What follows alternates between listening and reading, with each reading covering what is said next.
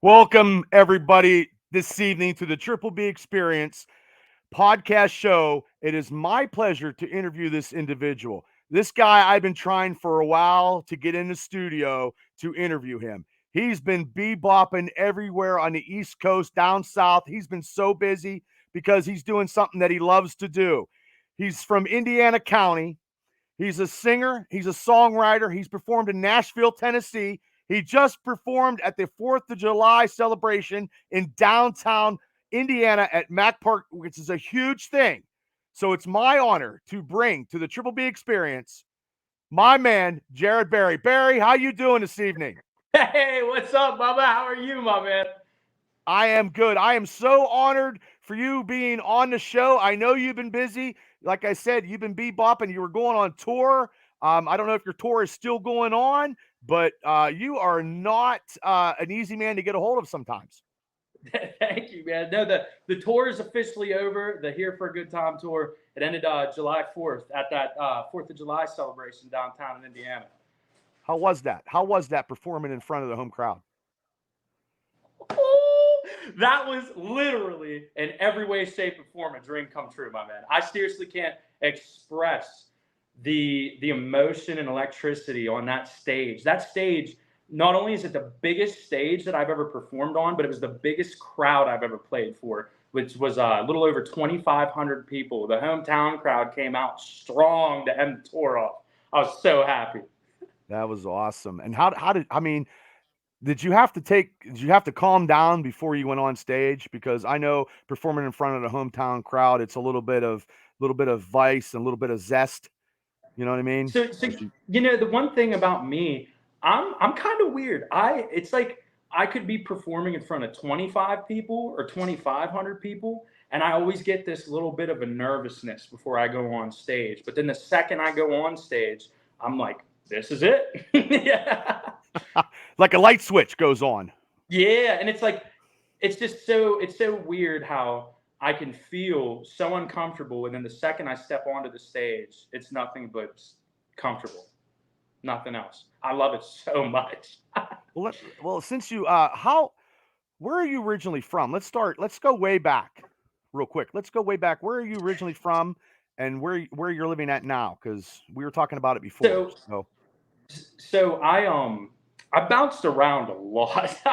That's why I can never stay in one place now. I was born in Franklin, Pennsylvania, which is up by Clarion, Slippery Rock University area. And then my parents moved to Indiana. I was living in Indiana for a little bit, and then my dad got a job in Ohio. Moved out to Ohio for about 8 years, middle of a cornfield out there too. I can't get away from these damn cornfields. But I was in Ohio for about 8 years. Moved to North Carolina for about like a year and a half, 2 years. Back to Pennsylvania, back to North Carolina, and now I've been back in Pennsylvania. I'm currently residing in the small little town of Shelocta. Yeah, I've been through it before. Yeah, it's a metropolis down there. Yeah. No, yeah. I gotta tell you, Bubba, you'll appreciate this. I did that show down in Nashville, Tennessee at Love and Exile, and the guitarist for one of the bands came up to me after the show, and we were talking about it. And he's saying, "Man, you up there?" He's like, "This ain't a fake for you, is it?" He's like, "You're really from one of those one stoplight towns." And I said, "You know the best part? My town don't even have a stoplight." You're right. It doesn't. It just has a beer distributor, which is surprising. Yep. That's all we need. Yeah, that's really all you need. So, like, growing up, Jarrod, was you into music growing up, or what was your things to do when you were growing up like a typical kid? So, honestly, music, and it's crazy to me because, like, I meet so many people now, and it's crazy that everybody has like their thing. They all have that one thing that has scratched at them since they were a kid, per se. I started this crazy dream. Literally, I lived in Ohio, and it was in third grade. I was in a reading circle, and it just hit me. I had this vision out of nowhere. It's just like me on stage as a rock star in front of thousands of people just going nuts. And I'll never forget it because that is the exact image I strive for in this life. And it started in third grade, moved on to fourth. I started a band with my sister locally in North Carolina at that point. And then when I came back here, I was beatboxing for a little bit. And then I was like, man, I want to keep singing. So I sang. I was terrible at it. I was absolutely terrible. I felt so bad for 13-year-old Jarrod. I was not a good singer. And then my friend was rapping. So I was like, man, I just love music so much. I'm going to take on a rapping course. And I started rapping.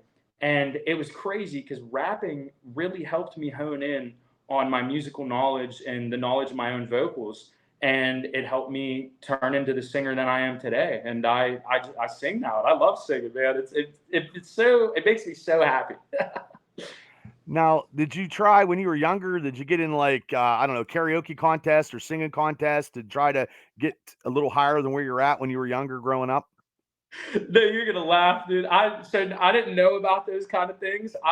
In fourth grade, I used to take a guitar and then I would set up boxes at the end of our driveway in North Carolina, and everybody would walk by. My sister would beat on the boxes. I would play guitar and sing, and people would just walk by like, "What the hell are these kids doing?" And then it was crazy because looking back now, it is kind of wild that I knew what to do, but I learned how to record on an MP3 player back in fourth grade, and I recorded me and my sister a little demo tape, and then I burned it from the computer onto CDs, and I passed them out at school. Did you get in trouble? Did you get in trouble for doing that though? No? No. Oh, okay. Now, did you ever play in any type of school chorus or anything like that? Was you into band growing up or anything like that? I did chorus for a year or two. My sixth grade year in elementary school, my chorus teacher found out I could beatbox, so she wanted me to do a beatbox solo at the chorus concert. And then going into junior high, I did a talent show at the high school and was beatboxing for that. But I don't think I did a show rapping or singing until I think I was like 14 or 15, probably 15. Okay, wow. And back then, like in your generation of going to school, it was a little bit easier to perform without the repercussions of now. When I went to school, sometimes it was a little harder if you had that demographic and you went as in a singing, people would make fun of you and do stuff like Oh that. no, Did you have anything like I that? don't want that to be. I don't want that to be a thing. No, that is definitely. They got me good with that. I was the school target for sure, and I'd get off the bus a lot, crying, coming into the house because I didn't understand why people were picking on me for doing what I loved. And I'll never forget it. I had a kid in high school. He actually had the audacity to ask me what I wanted to do when I grow up. And I said, I'm going to be a singer. I'm going to tour and I'm going to be a singer. And he was like, "Are you serious?" Or he's like, "What college are you going to? What are you going to do? Like, And I'm like, "I'm not. I'm going to be a singer." And he's like, "Man, if you think that, you should kill yourself while you're ahead." And I'll never forget that because that literally is what keeps the fire underneath me going. Because I can't wait to make every bit of that eaten by that man one day. Every bit of that statement. Oh, he ain't gonna miss a crumb. I promise you that. No, and that's sad. So you had to deal with being a performer, trying to do your beatboxing and trying to get a better singer, and the kids at school, were they jealous maybe? Or I mean, that could be too. They seen that you had talent, and I don't know. It all depends on how kids are back then because kids nowadays it's the same, I'm not gonna lie. My mom used to say that a lot, as a lot of moms do. My mom used to say that a lot, and I don't think that was the case. I just think these people were genuine assholes. I really do. So they grow up to be a small asshole to a bigger asshole. Yeah, exactly. And they just I mean, honestly, no hate or anything towards them. Right. We're from a place, literally, I graduated, I was 67 out of 67 kids from West Shamokin High School. We're all from this little area. Oh yeah, I know where it's at. Nobody's really used to somebody trying to do this in their defense, and I completely understand it. So, like your parents, you said your mom supported you. they give you the courage and determination and let you fulfill your dreams. And Oh yeah. they're still doing it and they're still following you. Now, is your sister? You said you guys got started at a young age. Is your sister still in the music field too, or? No. She went to college to be a teacher, so she's going to be a teacher here soon. Oh, okay, okay, cool. So now, when you did your beatboxing and you were in school, what kind of break did you get to get where you knew you were going? Like what path? Because you had to make some connections to get where you needed to go. So So what I was your final thing to get you on the right path anyway to start this? honestly, man, it's just consistency. I can't even lie to you. It's just consistency. I don't know if there was a. I mean, I wouldn't want to redo it and maybe miss that path, but I wouldn't know if there was a certain path that I took that really made this stick. I think what changed is when I released my song Tractor. I think that really changed everything. That changed the whole direction, the whole Yeah, because projection of what my was going on. my biggest song before Tractor, uh, it wasn't taken to like Tractor was. Like my debut album, Steady Dreaming, it was a hip hop R&B project. It got 1.5 million streams in a year, Woo. and Tractor got, I think it did that in a month, and it Nice. was it was literally insane because TikTok took it. It went viral on TikTok, and that's all she wrote. I'm not gonna lie. I don't know what I did. I don't know what I did to deserve that, but it was phenomenal. That song took off. I had people from all over the entire world sending me videos of them dancing, On a singing, tractor. them on their tractors, all over. I think there's like over 5,000 videos on TikTok to it. Wow, that's It's just it's amazing. insane. Yeah, no, Yeah. it was beautiful to see it come to fruition like that. And I'm not gonna lie, I was one of those rebellious kids. So country music was always like to me like I don't want to be a part of that. I don't want to do that. I hear it so much. I don't want to deal with that. So I wanted to be the rapper. But then I did Tractor, and it was like, oh my gosh, I've been running from this the whole time, and it's what I was meant to do. I was So like, so you're the country rapper then. That's a different no, well, genre of country music, maybe. so I was just straight up rap. I would drive to the Okay. city to shoot my music videos. I would drive anywhere but here to shoot my videos. And then Jordan Beckham, you met him before this call. We just shot the cover art for my new Right. song Last Time, coming out August 25th, baby. We just shot the cover art. He was the one that really said to me after we shot the music videos for my first album. He said, man, it was his first time at my house, and he said, "You live on this 109-acre farm." He's like, "We could walk to the down the road 10 feet, be in the woods." He's like, "What are you doing?" He's like, "You're driving to the city. You got to learn about all these places just to be a rapper." He's like, "Do what you know." And I was like, "Wow!" And it hit me so different. And then I started making songs like "Happy" came out, "Whiskey on Uh-huh. Ice," and it just changed the entire direction of my music career. Did you sleep on it for a night, or did you realize when he said that it was a time to go to that avenue? I'm not gonna lie, I did realize when he said it, and I was just kind of like, and I still sat on it for just a little bit because I was like, what if I'm wrong? What if we're wrong and we do this and it doesn't work out like we're thinking? And then I'm like, you know what? There's only one way to find out. So I did it, man. And I'm so happy that I did it because country music, man, the entire genre, it's brought me so much closer to God. My beliefs are stronger than ever. The Mhm. people in this genre are so kind. They're so kind-hearted. I go down to Nashville and I meet these people. Like I did a show with this girl. She was on The Voice. She was on The Voice with Blake Shelton's team, and we were talking like we were friends at the show. And it's just so crazy because Just in more the down to rap earth. business, More down to yes, earth. yes, Yeah. yes, and that's it, man. And it feels so much like home. It feels like I'm back here sitting in my farmhouse. It just feels like home. Well, and speaking of Nashville, let's start with that because I had it written down. What made you? I know that's the biggest dream of anybody in country music to go to Nashville to perform in, go to Sun Studios and do all that. That is phenomenal. Go to the opera. Yeah. So what transpired to get you down there, and how did you book? And because you did perform in Nashville, and that is huge. So let's Yes, take a yes. little No, let's I take a was little so bit about happy. that. So Nashville is just the it's the music city, but it's the country music mecca of the entire world. Nashville is just that city you go to make connections and you go to grow, and the growth there is unbelievable. You go there just a few times and you see yourself already changing and evolving in what you're trying to do. And that was just it, man. I saw a lot of the artists that I adore and love. They have gone to Nashville and worked out of Nashville and done a lot of things there and recorded there, performed there, and a lot of things happened for them. So that's just I was like, man, maybe I should give it a shot. And Nashville is beautiful. It's so beautiful, but I don't know if I could live there, man. There's just something about the country. It's still Why? a Why? city. Why do you think you could go outside of Nashville though if you ever had an Well, opportunity?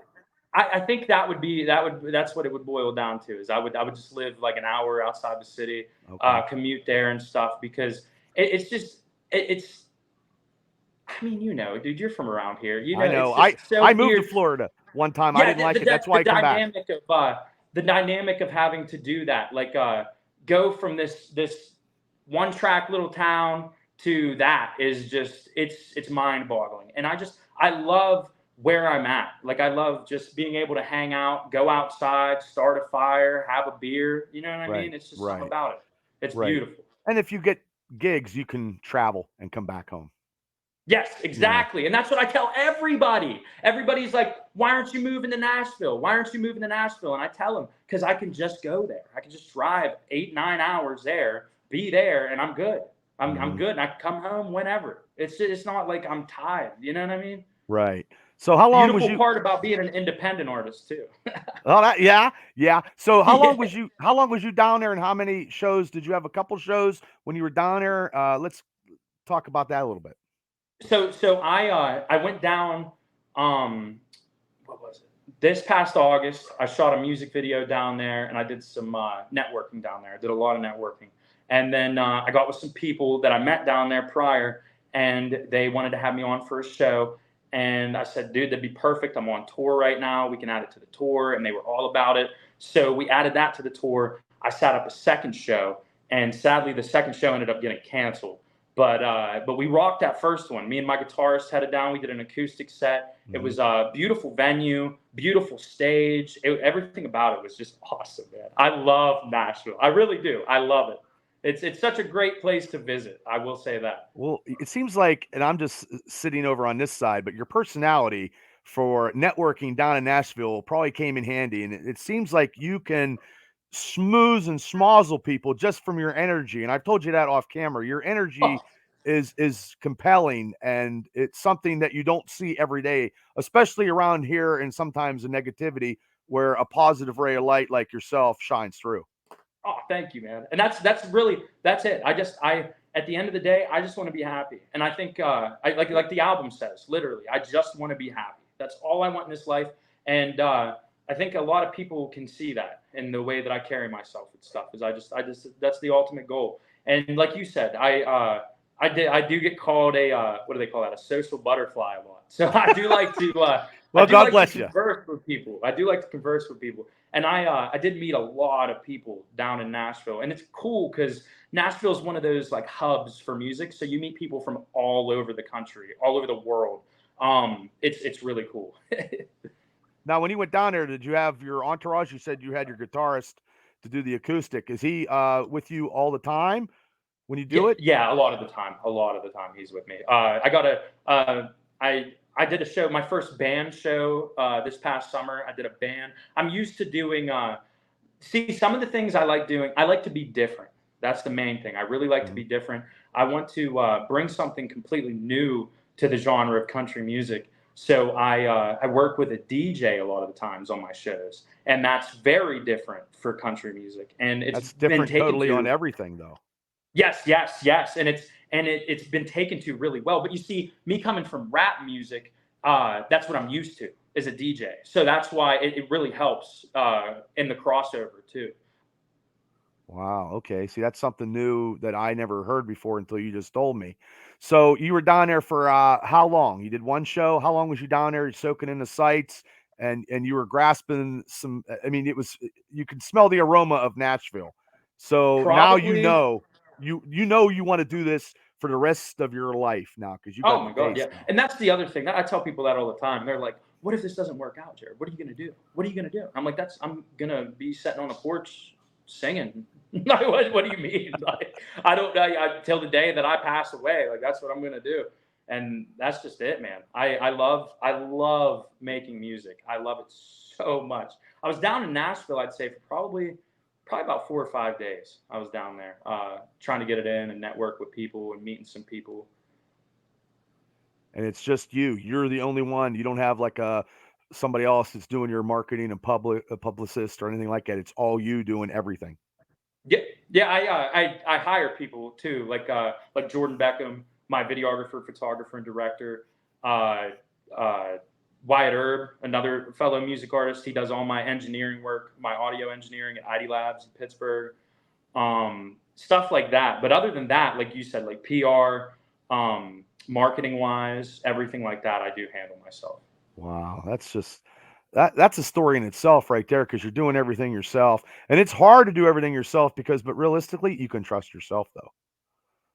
Yeah, So, yeah. And that's the thing. Honestly, you can trust yourself a lot more than you can trust these other people. And I can tell you that from experience. Especially a lot of artists I meet, it blows my mind. A lot of artists I meet, their main goal with it is to get signed to a record label. And that blows my mind. That is something I never want to go through again, what honestly. is your main goal? Let me ask you that since we're talking. What is your main goal? Since you don't But do you want me to be honest? Yes. If Yeah. I so my main goal is obviously to make a comfortable living with Okay. music. That is a goal. But the main goal is to just change lives, bring happiness to people's lives, bring something that they've never seen before. And I want to take it worldwide is the thing. Like from this small area, I want to change lives all over the world. I want to help people. I want them to be able to listen to my music when they're feeling sad. I want them to be able to relate to the music. And I see that a lot more since I switched to country, man. My friends say it's so much more natural for me. They feel like I can display my emotion a lot better. And I've gotten tons of messages of people saying this last album helped them.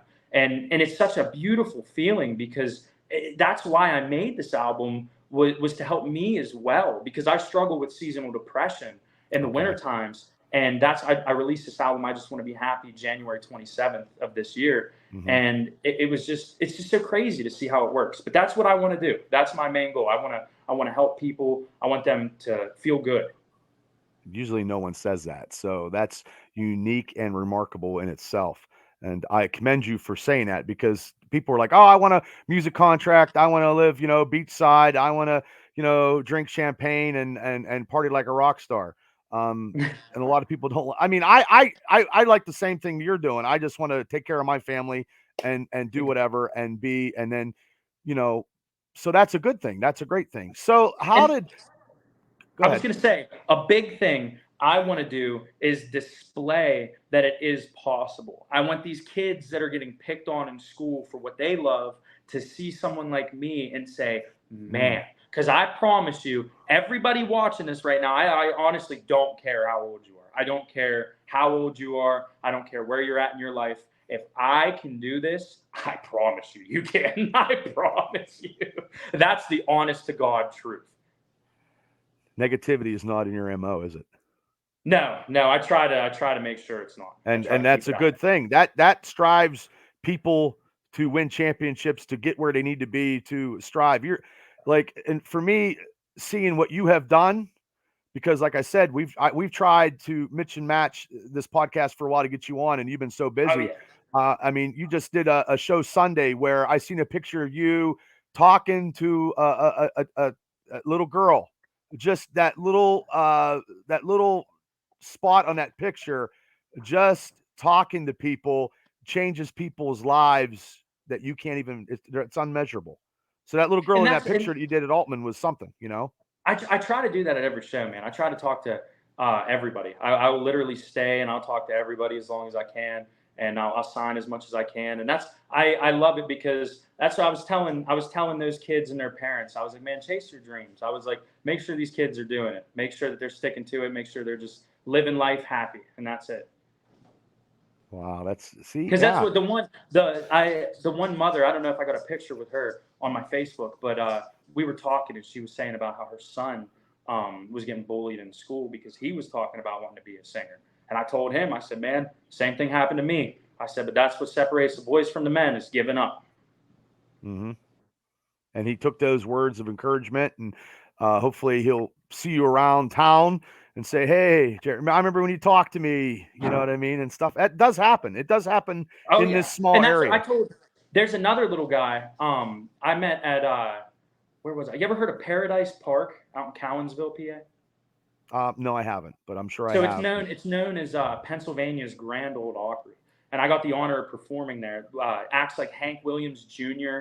and Loretta Lynn have performed there. So that was Nice. an absolute honor. It was for the Summer Shindig. It's a charity event that gets foster kids music equipment and music lessons to chase their dreams. So I loved being a part of that. And I had a little guy. He came up to me after the show, man. He was in his cowboy boots and his cowboy hat. He tugs on my arm. He's like, "Hey, man, I saw you on stage, man. You're awesome." And I was like, and I just was like, dude, and I sat down and I was talking to him and we started singing some songs together. And I just told him, I said, man, you are going to be a star one day.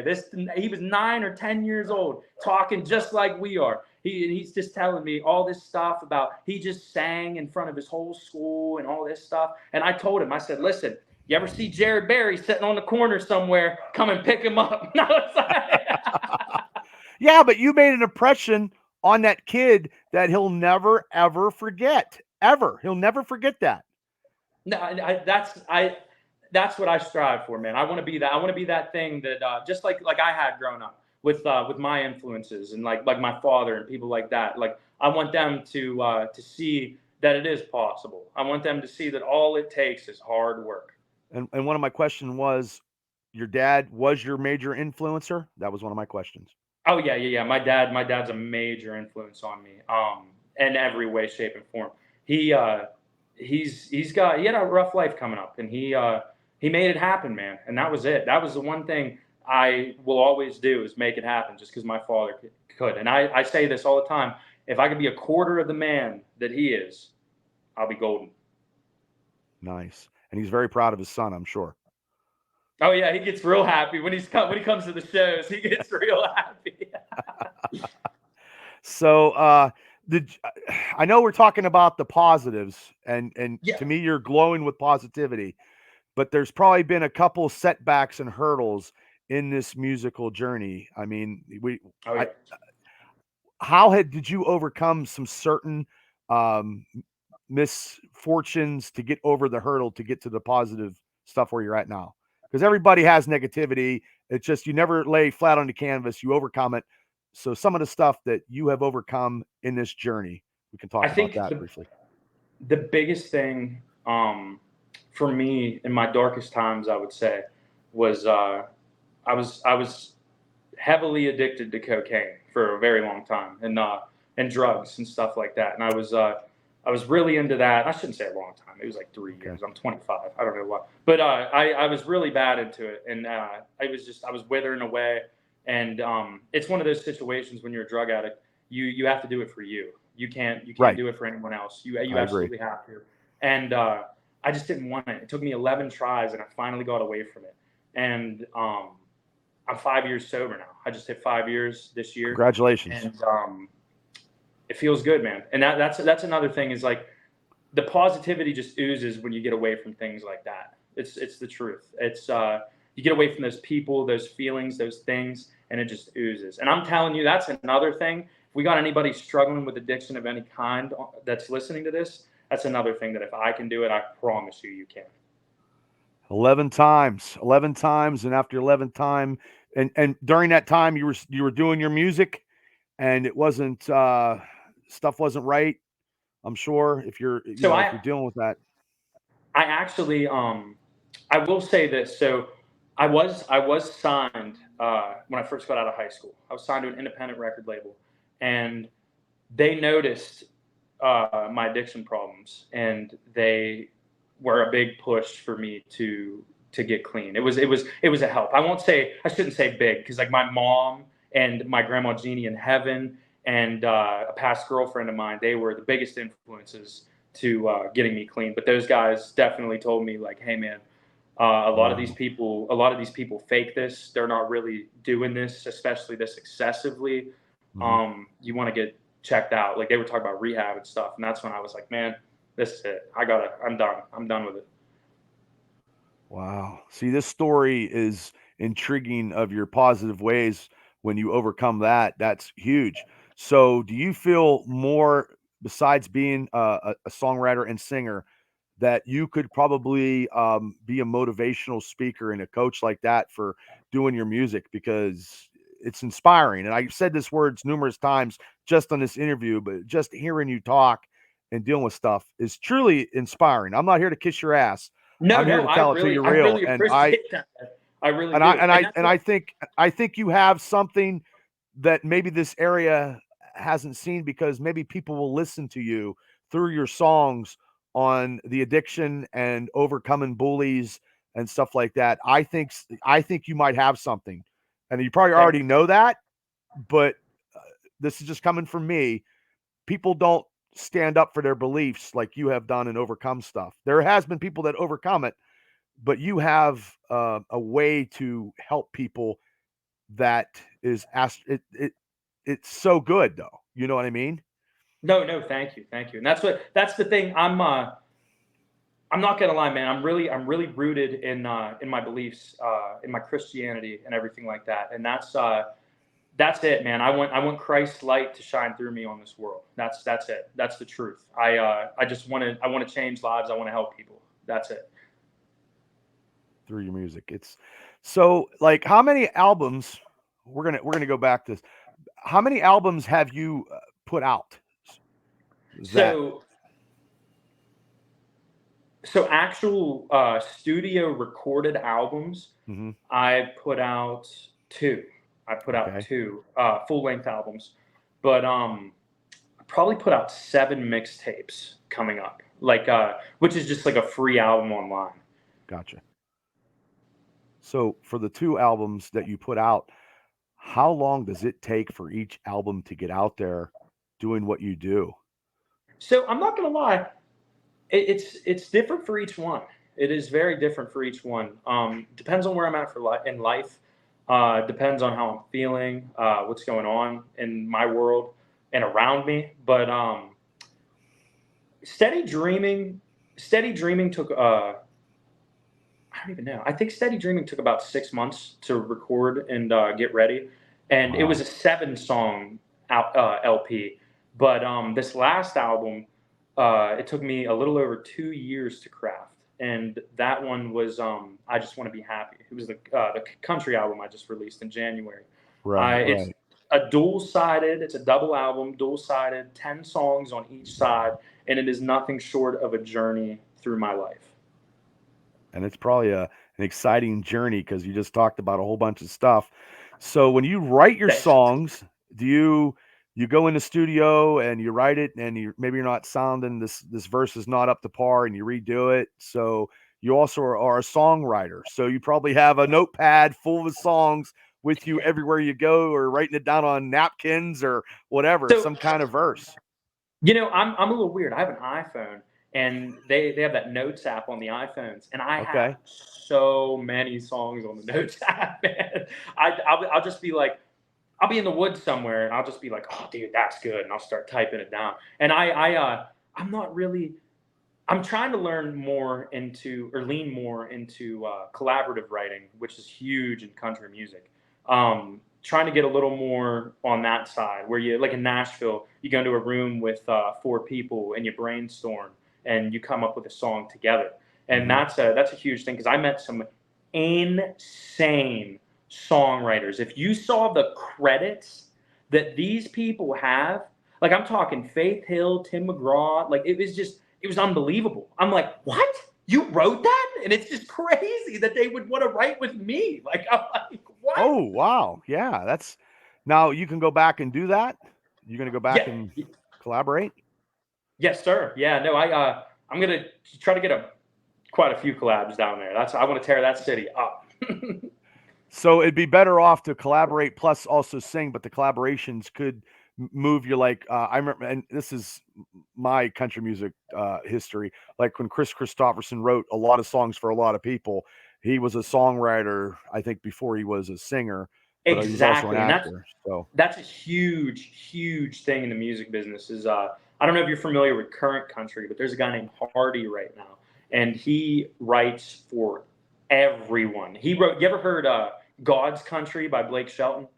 I think I have, yes, Yeah, he I have. wrote that. He wrote that whole thing. Blake just sang it. It was insane. Like that dude. That's what I mean. I would love to write for other people too, and write Sure. in other genres. Yeah, because that could be very lucrative career wise, because then you're also networking because you're the guy who can write the stuff for the singers, and they're like, "Hey, Jarrod, can you write this?" And then they call you up, and then you're like, "Yeah, sure. I'm on the porch, Ex- on the rocking exactly. chair and writing it for you." Got my whiskey Okay. on ice. I'm ready. Speaking of whiskey? What is your whiskey preferred? Dude, oh man, I just did an interview last night and I got hell for this. My favorite whiskey before was Wild Turkey 101, but Woo! my favorite whiskey currently, and oh man, I can't stop. I love it. Crown Peach on Ice, man. I love it, dude. They got the peach perfect in that. Yeah, I used to drink a little bit of Crown back in the day. Yeah, I used to drink some Jim Beam back in it when I was younger too. But There you go. yeah, yeah, yeah. And the whiskey makes you go like you're at the Tombstone sometimes. You know what I mean? So okay, yeah, Yeah, this is yeah. So you just drink it on ice? You don't use any mixer? no, no. I mean, unless it's a bad whiskey, I probably will throw some coke in it. I'm not gonna lie. So and you had two albums. You had a lot of mixers. Um, let me. I have some questions here. Yeah. So the process of your videos, you said it takes 6 months to do. So you're just doing the one video, but what about if you have other music that you're trying to do? So for your album, you just would do one music video for an album, or would you do two or three? I do. I try to do as many as I can. Honestly, we try to get as many videos in as we can. I'm still shooting some for this last album that are going to be coming out this fall, Okay. and I And think I got 4 videos out from it already. wow. So and different videos take different periods of time. You said the one took 6 months, another one could have took. What's your fastest video that you got produced and out on any type of albums that you produced? Oh wow, I would say, man, I don't even know. That's Okay. hard. I'm like a little bit of a perfectionist, No, nothing so I wrong with like that. we go through them. I would probably say the fastest video, probably 2 or 3 weeks. Wow. Yeah, because you gotta go through and edit it, make sure everything's in line and sync. My longest video took 11 months. Woo! And you're It there was from start to finish. Since you said you're a perfectionist, you're behind your editor, just making sure, hey, we're cutting this out, we're putting this in. I want it to be yeah. perfect. There's nothing wrong with that. No, and that's it. I like to do that. I like to be there on the journey, see what's going on behind the scenes. I do the same thing when it comes to the mixing and mastering of my projects too. If there is a literally just a single little thing messed up on this, I will definitely switch it. That is all I will do. I will go through, even if it's only an hour session, I'll go through and I'll switch it up. I'll mix it, get it done. Even it don't matter. If it's one thing that I hear, I'm like, yep, we got to change it. Now, has there ever been a video that you almost had ready to rock and roll and ready to go out, and you're like, wait, something's missing. This ain't right. We're gonna have to reshoot it. Has that ever happened? Yes. Yes. That is a pain in the ass. I bet.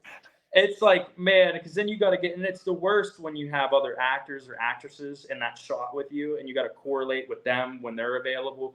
And it's like, and they're at that time, they're like, man, you said this was ready. You said this, and you're like, damn it. And where do you I've seen them on YouTube. Are they strictly, they get produced and put on YouTube? And I know your site, which we'll talk about, .com, are they on Yeah. your site too, and Facebook and all that stuff? Yes, yeah. So they're well, not Facebook. I got Tractor on Facebook. I'm gonna start putting some more videos on my Facebook page. But I got them on my website and on YouTube, and we go all over for them, man. Like literally, like I just shot the Good Time music video. That was down in Nashville. The Happy music video, I shot half of it here on the farm, and then half of it down in Florida, down in Wow. Sarasota, Florida. Oh yeah, because the farm's a great location for any type of video that you can do. You just said 110 acres, you can do anything. Oh yeah. Oh, yeah. You probably could sublease. You could sublease the 110 to other artists to come out and shoot videos, and you could be a land baron of videos. Yeah. Now, let me ask you another question. Now, have you, is there anybody that you've been talking to that you can collaborate singing a song with, though? Anybody that you've been trying to do like a ballad or anything like that in the works? There are a few artists that I've been talking about collaborating with. Probably going to keep those on the down low right now, just in case they fall through. But there are a few that I have been talking to. Okay. That was one of my questions. Hey, I got to ask these questions. You know what I mean? Yeah. So, yeah. So, like, what, you're done with your tour right now. So, what are you doing like right now into the fall season? You still have some options and some booking dates open, I'm sure. Oh yeah. You probably can't say because stuff is getting written down and contracts are getting signed. I totally understand that. But also too, you did this 4th of July celebration in Indiana. Now, maybe has there been talk, hopefully, that you could do you do a little bit of the fair tour, because there's been a lot of big acts. Clearfield had some big acts, stuff like that. Is that something you can look forward to while you're at home? Maybe doing some of the summer tours of that? I really, really want to, man. I haven't had anybody reach out yet. I really want to. I really want to. I'm gonna be reaching out to them because I really would love to do. That's actually something we've been talking about for next summer too, is doing a fair tour, doing something different, like going to these different places that my listeners are in and going to their fairs and just having a party with them and just doing it that way. But that's I do have some shows coming up. October 7th. I'm in Mahaffey, PA, at the Starlight Lounge and Restaurant. So I'll be up there October 7th. And as far as fall goes, I am open to booking more shows, but I have August 25th, man. August 25th, baby! I got my new single Last Time coming out. That I've been playing it on the tour, and everybody has been absolutely loving this song. They want it out so bad. So your wish is coming true, baby. I'm dropping it August 25th. Last Time will be everywhere. And then I'm going, I don't have a date yet, but my next album will be out before 2023 ends. Yeah. Wow. So you're already doing that, and you're touring. Do you even have time to sleep? Barely. Barely. That's awesome. Because I think the fair stuff with you being so close captivates, and plus merchandise, people will buy it and they're getting that home feeling and they get to talk to you one-on-one, and that's cool because you said you sign everybody's autograph and you send everybody home happy, and that's a good thing. That's what I like to do, man. That's what I like to do. I like to tell them to watch for deer too. Well, out in West Shamokin country in Indiana, if you ain't paying attention, you could slice a few deer on the grills if you're not paying attention, which is terrible. I know that for a fact. Yeah, I know that for a fact. So that's funny. But have you been asked to go back to your high school to talk and do anything like that due to the fact of what you're doing? I just thought of this question. Sometimes I think outside the box. So I'm going to be honest. I was asked, and the teacher that asked me. Okay, so you got to remember, I was asked like couple years after I graduated. I was asked to come back and talk to the kids and stuff. And this is gonna sound terrible, man, but I was a total asshole. And I said to this teacher, because she told me, I was so excited when I was 14 or 15. I got my first ever radio interview. It was in another state. I think it was in Georgia. And I was calling in on the phone and talking to them, and I was talking about it in the lunch line. And this teacher told me, she's like, "What?" She's like, "You ain't doing that. You're never gonna do nothing with that. Calm down, blah, blah, blah, blah, blah." And then she asked me to come back, and I told her, hell no. I said, "I got the hell out of there. I ain't coming back." And she was like, "What?" And I'm like, "No." But honestly, I'm not gonna lie. West Shamokin senior high school, you want me to come back and talk to the kids, I'll come back and talk to the kids. But just know I'm doing it for the kids. Right. See, I think every school in Indiana County should have you come in. I mean, you know what I mean? I Yeah. want them to take. I wish they would take. There's so many teachers I had in school that don't believe in bullying. They just don't believe it's a thing. They don't believe. They say it's your own fault if you let. I had. What do they call that? What is that? Oh my gosh, what do they call that? Guidance counselor. I had a guidance counselor in school. I got into a fight with a kid because of him picking on me over music. And she straight up said, she's like, "Jarrod, if it bothers you this much, why don't you just stop making music?"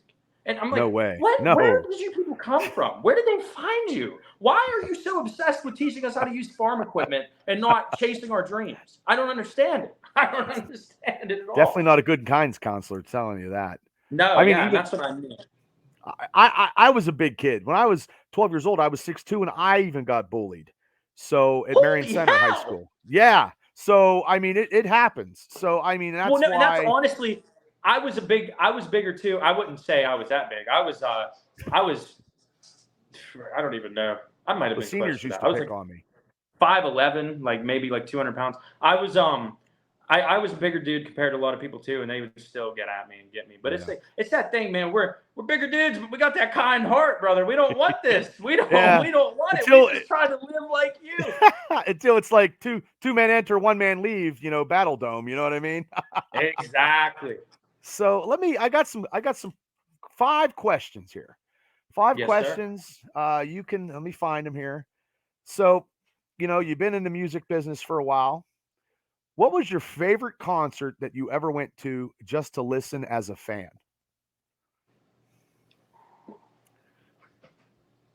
That's if you have a couple, I didn't mean it being hard. If you can have a couple, if it's a tie, I'll take 2. Okay. I'm not gonna lie. I'm feeling confident on it too, so I'm gonna just say it. I think the best concerts from a listener and viewer perspective solely, like I'm in the crowd watching these people perform. I think the 2 best concerts I've ever been to, they're so neck and neck. I can't decide who. But the 2 best concerts were Kenny Chesney and Hardy. Both were in Pittsburgh. Both were phenomenal shows. They're amazing performers. Okay. It really, really pushed me to want to be a better performer. Okay. There's no wrong answers here, Jarrod. No wrong answers. Yeah. Okay. One thing a fan said to you that made you sit back, and it was a positive thing. You changed your life. Sat back and reflected, and was like, wow, I truly appreciate what this fan said.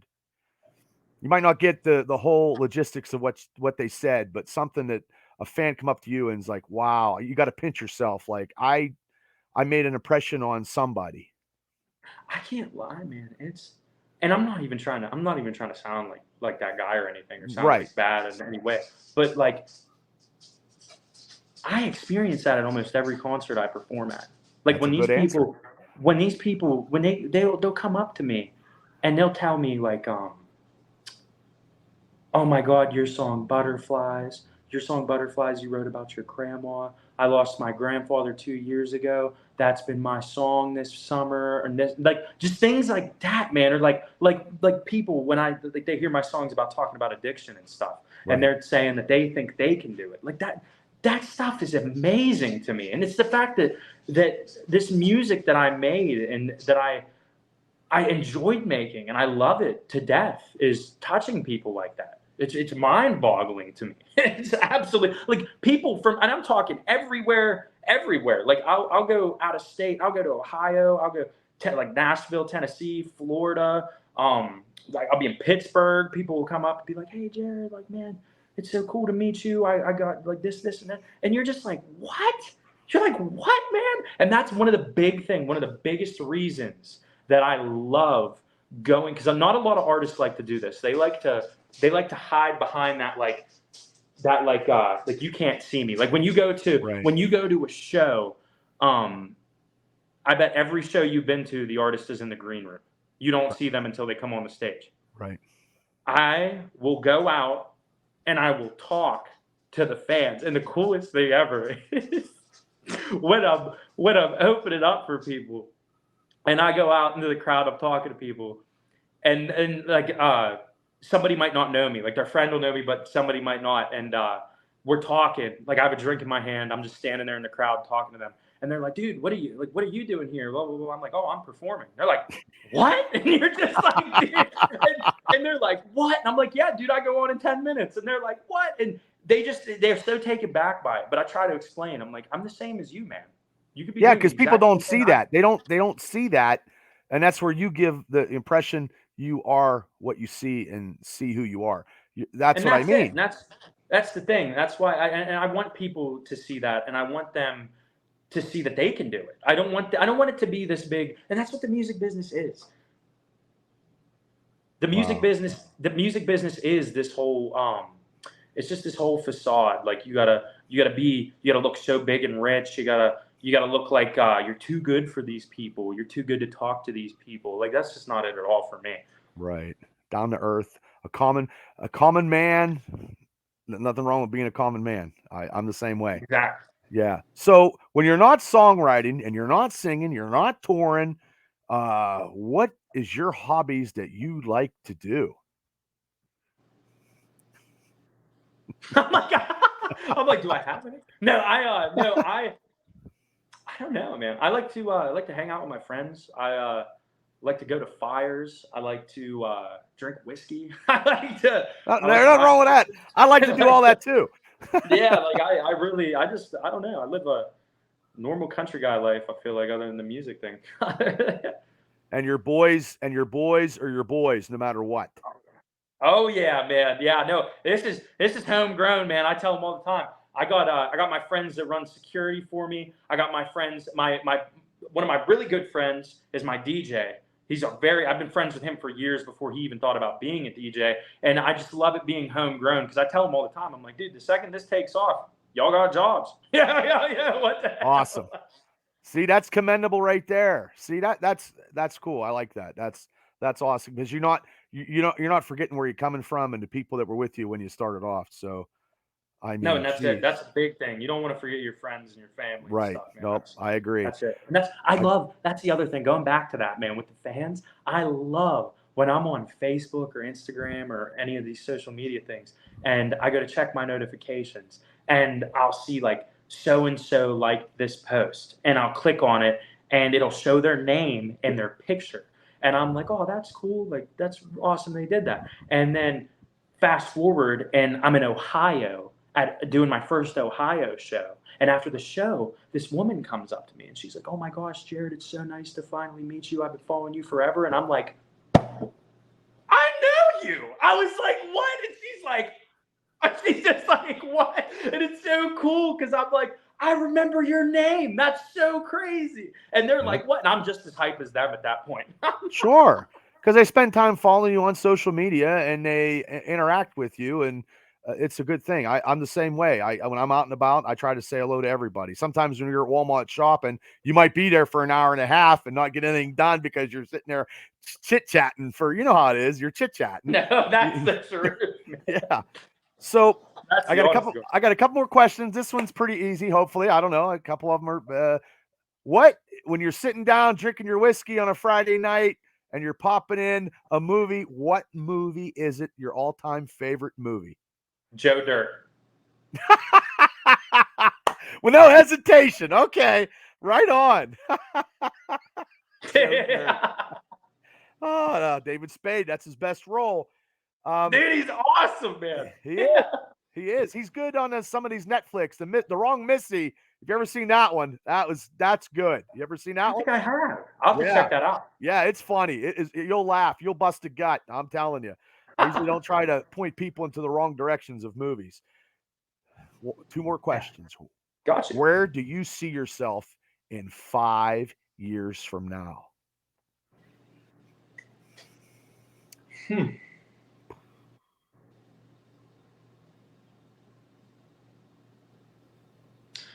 Probably on a horse out west under the big old Oklahoma skyline after I crushed a world tour. That's what I'm going to say. Okay, cool. Now you'll be on vacation because you'll still be living back here, right? Yeah. No, I'll just be traveling. Good answer. Okay. The last and most important, I give these to everybody. Yeah. What word describes Jarrod Barry?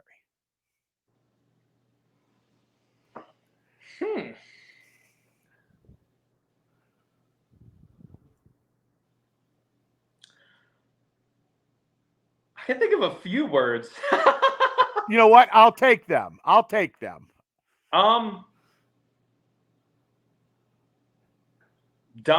No, I'm just kidding.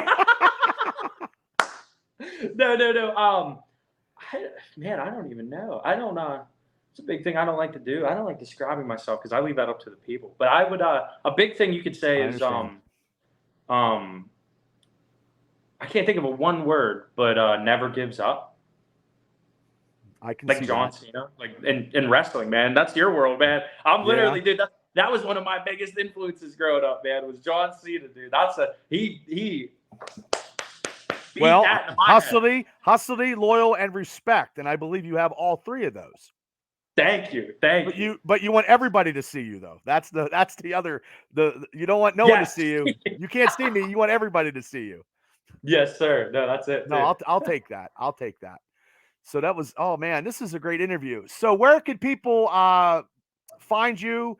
I'll let you talk about where they can find you, what you have for sale, what's coming up. It's all you right now, Jarrod. Platform is on you. Thank you. So as you can see right here, Jarrod Barry, JARROD BARRY. I am on every music platform where music is. You just look my name up on there. My album will pop up. I just want to be happy. You can go to my website, www.jarrodbarry.com, and I got all my touring information and everything on there. And you can follow me on every social media platform. Probably not Twitter, though, because I kind of gave up on that. But Instagram, Facebook, TikTok, all that good stuff, man. Shoot your boy a follow. I'll follow you back. And yeah, that's it. That's you keep up to date with me through all those. That's all the touring information, new music. Keep up to date on the new album. I'm gonna have a bunch of new content coming out soon for that. And August 25th, baby, last time, the new single. Let's go. Oh wow. Okay, everybody, you heard him. You heard it from Jarrod.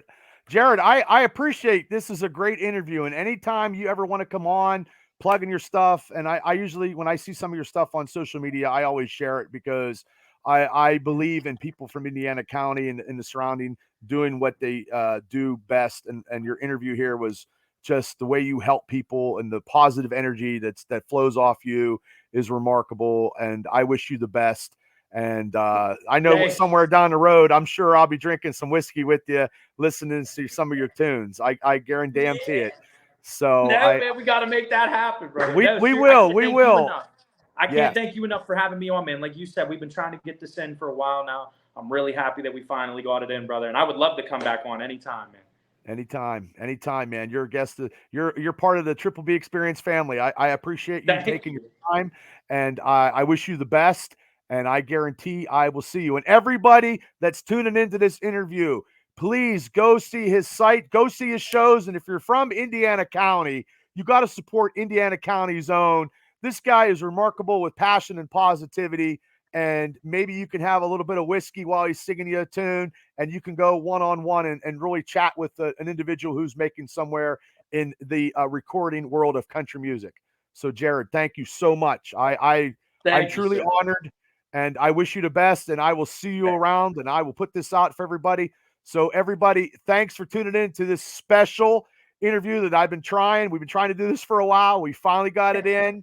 I broke my cherry now. My first radio podcast with a musical performer was tonight. So I appreciate that, Jarrod. Thank you so much. And I appreciate that, my man. And everybody, get home safe and watch for deer. Thanks, everybody. Good night.